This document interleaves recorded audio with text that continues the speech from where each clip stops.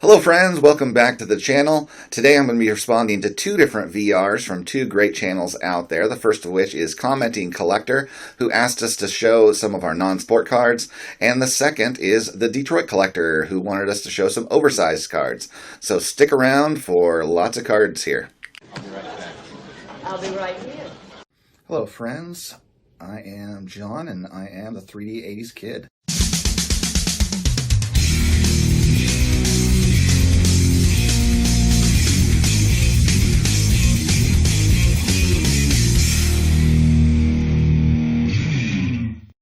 So as I've stated in previous videos, when I first got back into collecting, I started off collecting Hall of Famers and even some future Hall of Famers in basketball. When that started to not have joy for me, I ended up selling most of those off, and then during that time period for a bit, I actually collected some non-sports cards from things that were valuable to me in my childhood, and I have a few of those to show off.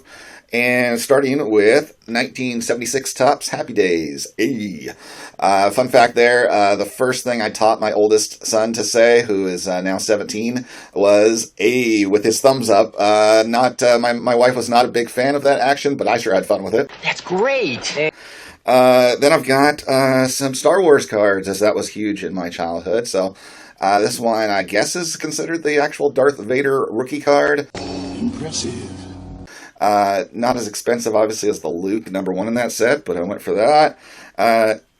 I did an alternate for the Luke because I just thought the Luke was too expensive. I was just trying to collect some of these cards for nostalgia purposes, and I did not care that this is not the one they consider the actual rookie card. So here's my representative of Luke there, as well as then Mr. Han Solo. What do you say? I've done more than I bargained for on this trip already. Then I was actually then a fan. I was pretty young when this was out. The Battlestar Galactica series. So I collected this one card here. Looking back at this original series now, this was a very poor attempt to generate interest off of the excitement around Star Wars, and does not hold up today. Clearly, the series they made not too long ago is far superior in quality, but here we are. From 1980, I've got a card from the original Superman movie with Christopher Reeve there. That was huge. I was around 6 when that movie came out. Superman! Then my mom was always such a huge fan of this movie, to the point where I have every single one of these songs memorized. And that'd be Grease. John Travolta, Olivia Newton-John there, for a card from 1980.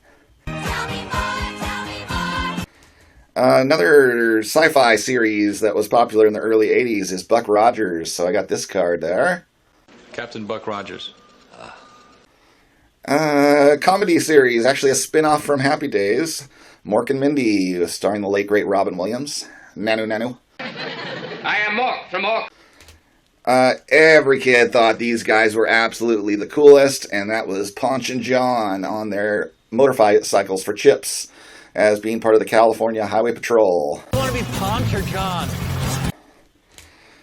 Then who did not want to drive this car back in the day and do its unreal flying antics? That would be the Dukes of Hazzard, with the car, the General Lee, with now problematic rooftop emblem. So, And then I'm gonna get them Duke boys, and I'm ready.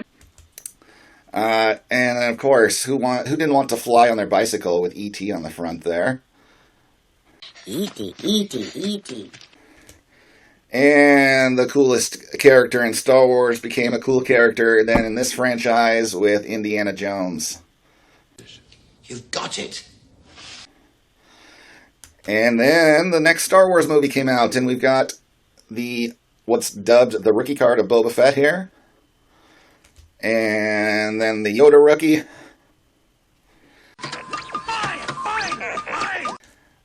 And then a very huge TV series that I would watch with my parents was Magnum P.I., and everybody dreamed of owning that red Ferrari someday. I mean, I was a little young for the love interests he would seem to have on every episode, but I definitely dug the car. First check was to try and steal the Ferrari. Then we had our last Star Wars movie around, I think this was an 84 release, and we've got a Jabba the Hutt rookie card in that set. And the Emperor, Be done with all of your hatred, and your journey towards the dark side will be complete. and then another sci-fi series where they've actually remade it recently a lot better. Watching this one now seems like the director might have been on a little bit of a drug trip making it. And that would be Dune. This would be the original one with Kyle MacLachlan as the lead character. Long live the fighters! Huge movie that really is great even to watch now because it's just funny and well made. And that would be Gremlins with the main character Gizmo. Mogwai. And now I've got a pair of cards from two different shows that were cartoons that I watched every single day I came home from school, to the point where I still have the part of the theme song committed to memory.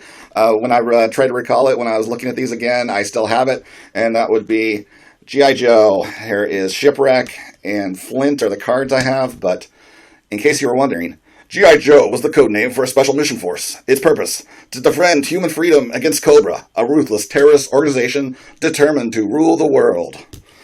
G.I. Joe! Yeah, that's in the middle of the theme song there. Then right afterwards, at 3:30, I'd be watching Transformers. Robots in Disguise there. This was the very cool Soundwave that had the really awesome voice, the really kind of cool, where the Panther would be the cassette tape that would pop out of his chest there. Yeah, and then I've got Starscream, who would be trying to take over the Decepticons every episode, because he didn't like how Megatron ran things, even though it seemed that Starscream was kind of a moron, so. Wrestling was huge in the 80s, and so I just got a cheaper card to represent that with Hulkster. Because everybody was a little Hulkamaniac. Stan, my little Hulkamaniac filled me in on what's going on. Right. Then there's this guy, Mr. Alf, had a huge show. Had to get a card representing that one. I actually had an Alf poster on my wall during that series run in my bedroom. So. Can I stay in my room? Oh, a huge movie, which you might have seen my references to this at times. With, hey, you guys! There we go, the Goonies. And I also got a card that I'm sure Pepino Man might be fascinated with, as it is One-Eyed Willie. There we go. He's got plenty of rich stuff. Down here, it's our time. It's our time down here. As far as music goes, I tried to find a card of Bryan Adams at the time, but gave up. He was actually the first album of any rock musician I ever bought with his album Reckless. I bought the full-size LP, 33 1/3, to play on a record player. And then in 7th grade, these guys were huge, and I got this, the Slippery When Wet album on cassette tape of Bon Jovi. So those were like the first two rock acts that I bought albums of.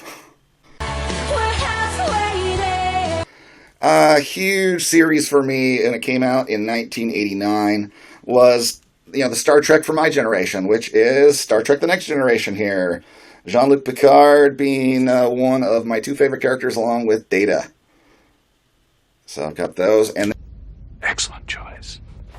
And now this last bunch is the cultural touchdowns for my high school years. Was really Saturday Night Live was so huge with the late or the early 90s, and these guys, Wayne's World, my senior year, when their movie came out, we didn't have it come out directly in our town. A group of us loaded it up in a car and took a road trip for 40 miles away to the town that actually had it at their movie theater for the opening. So that was a fun little trip in high school we took. It's Wayne's World! Wayne's World! Another character I loved was Toonces, the cat who could drive a car. Would be awesome for those of you. I assume lots of people watching me are kind of in my age group. That would be those are fun videos on YouTube available to show your kids of Toonces. Toonces, the driving cat.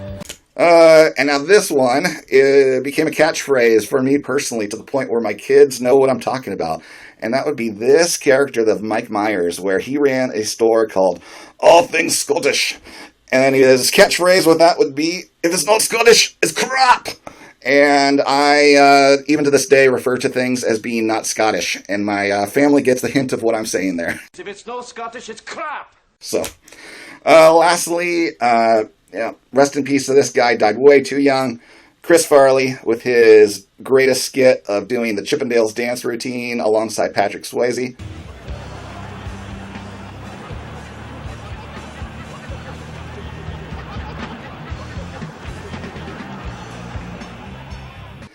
So that would be my here run of pop culture cards for my life, with then the prime stars for me for non-sports that actually get a place on my wall. Good old Mr. Rogers here with his 91-92 Pro Set Platinum hockey card. Gotta love Mr. Rogers, one of the GOATs in humanity. There we go. I like you exactly as you are. And these made past video for me as far as sentimental cards, because this is where I combined my mom's love for her favorite music group along with my love of cardboard, and that would be my 1964 Beatles color set. First 4 cards of the set are the foursome there. This is card number 4 with Ringo. Card number 3, George Harrison, who was actually her favorite Beatle. Card number 2, Paul McCartney. And card number 1, John Lennon. So this would be one of many what would be Beatles rookies, as they had multiple card sets, and the first year of card sets come out in 1964. I think Topps had about 4 different series that came out that were black and white. This was the only color set, and there was at least a couple British-made sets. I don't recall the company off the top of my head. Now my life has changed in so many ways. My independence seems to vanish in the haze. But, so those get a place on my wall. What will be getting a place on my wall, which to me is the top end of my vintage set, which if you have not watched my previous video, I got obsessed for a bit with collecting the rookie cards of World War II leaders. Obsessed? And it all started with this 1901 Ogden's Guinea Gold Winston Churchill. And then I've got the 1927 Carreras Mussolini card. The most expensive of this bunch turned out to be this 1932 U.S. Caramel Franklin Delano Roosevelt. Then, currently, a Pop Zero with any grading company is this 1937 famous Escapes card of Joseph Stalin, his first appearance on cardboard. And now this last one I've actually located. Funny is that I've been sitting on these for a while. I've finally put together an SGC order to send these in. And the day I did that, I finally found a better copy of this one here to order. So it's not going to be here for a month. And it is 1940 Australian licorice Hirohito. And then a day later, George, a concrete buddy, thank you, George, had found me a older card of Hirohito that I had not known about, which is a 1936 French chocolate company card, which I was able to find on eBay and will also be headed my way. Crazy thing with these cards from, this one 1940 in this condition, I was able to order this from Australia, shipped to me for a grand total of $5. The nicer version is going to end up being $11 total. The new chocolate card from France is actually one of a set of like 20 cards that were all purchased together for a grand total for all those cards plus international shipping, and it cost me $22. So non-sport, unless it's an absolute marquee card that people are seeking, is so economical. But then the last card to complete my rookie card collection of these World War II leaders, this is in 1933 in Germany, there was a whole lot of cigarette company cards that were released that were basically Nazi propaganda. At that time, that was when Hitler had consolidated power after the death of President von Hindenburg, and they wanted to continue raising the prominence of the Nazi Party within the country so they could keep their stranglehold on what had just been their recent takeover. And one of those cards would be this one here, which I picked deliberately a pose where he's actually looking directly at the camera, which there are very few in this set where he is, because I wanted to be able to see his cold, dead, psychopathic eyes in the shot. So It's creepy. It's just creepy. So that is my collection of World War II rookies. If you want to see that video in full, I discovered a lot of things on that pathway of collecting these and doing research about it, about my very own grandfather, which was really enriching to me. And I'd really recommend you check that out if you have any interest at all. One of the things he left behind is a coin collection where I got to see all the places he visited as being a bomber navigator during World War II and serving in the Europe effort. So, last card that I'm going to show, actually, that is non-sport leads into the next VR, because it is an oversized card of Mr. Alan Young, who played Wilbur Post in the show Mr. Ed. And while this card here is actually a exhibit card from the 1950s, it was the early 60s where he appeared on Mr. Ed. Wilbur, come in the room. And its appearance on the section of Nick at Night for me in the mid-80s was when that actually became my favorite show for a bit when I was in 7th grade.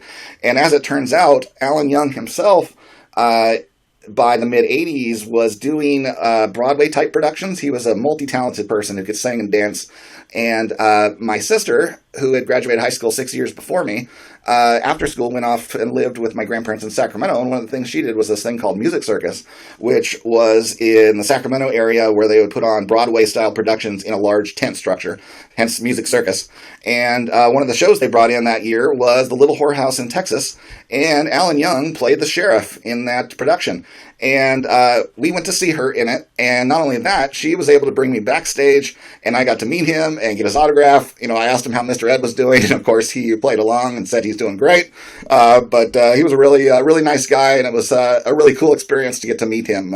So rest in peace, Mr. Alan Young. You were an awesome guy. So, continuing on with my oversized collection, I'm going to start here with my favorite vintage guy, Mr. Willie Mays, with this what is also a functional record, a 45 speed playing record from this 1964 Eurovision set of baseball players, where if you actually play the record, it ends up being an interview with a famous sportscaster at the time for all these records. So it's kind of cool. It's even got biography and stats on the back of these. So they are really nice looking, essentially oversized sports cards that can play a record. So additionally, well, I'm going to say right now, I don't have a ton of oversized items because most of my focus has been collecting things that will end up displaying on my wall, and it's a lot easier with normal size slabs in order to do that. So, the next one, a very generous gift from Mr. Doug over at Decon's Cardboard with this Jesse Owens card, which would be one of the rookies from the, this is a German issue from 1936, his Olympic year there in Berlin. So an awesome looking picture on that one of him in full stride. And a next one is also a gift from Matt over at the Card Story. This 1936 Cheekle Pie Trainer. Really awesome batting pose there. And my last one would be a 1929 Cash in Publications Fred Lindstrom card. So that is the extent of my oversized collection, but thank you for Commenting Collector for putting this out there, and thank you for the Detroit Collector. It's always fun to do VRs for the community and interact with each other, so lots of fun there. So thanks everybody, and I will see you next time. Okay, kid.